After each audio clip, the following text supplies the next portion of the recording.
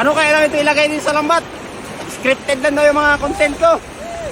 Oh, gaano kadami ito? Woo! Ang isda ito mga matambaka. Matambaka tapos may kunting hasasa.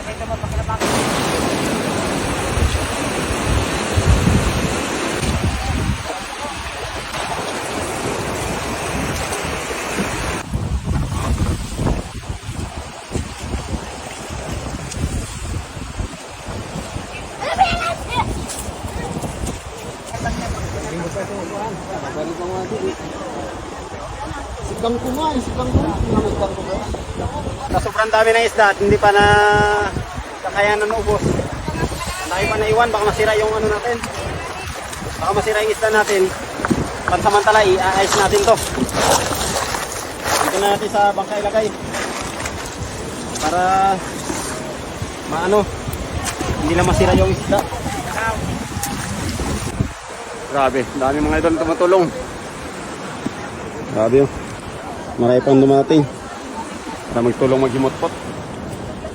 Auntie Dal, kaya pa? Hi. Kaya pa? Oo, kayang-kaya, kakayanin. Siyempre, grasya na yan eh. Sa sideline. Sideline, grasya na, no? Dami. Talaga si Kawilio. Malupit talaga. Malupit, pang malupitan.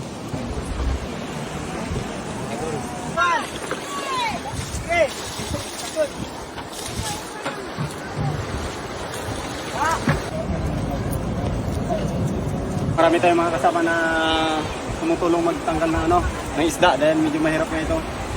Mga kabarangay natin, no? Malaking bagay ito sa kanila mga idol dahil ibang ulam na sila.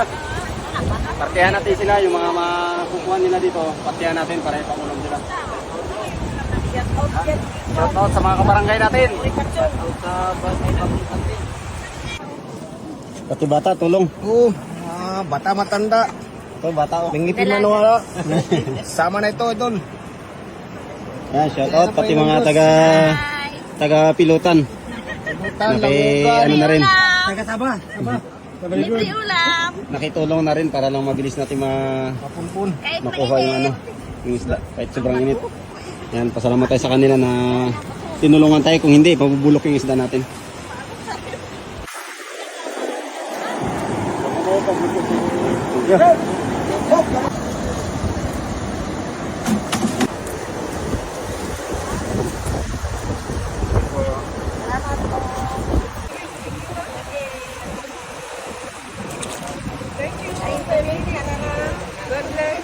Konti.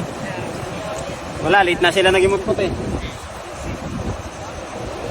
Sige po. Ito yung kilolo doors. Ayan po, wala ka mga ulo.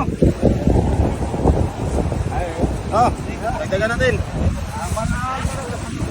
Guna. Parte ni Ante, ano, Baliling. Thank you very much, Ante. Thank you din, may pangulam na. Lugi pa tayo sa ice mga idol kasi 100 pieces yung in-order kong ice.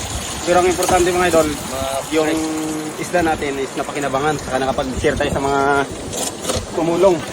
Ilan lang nakikitain pero good na, di ba?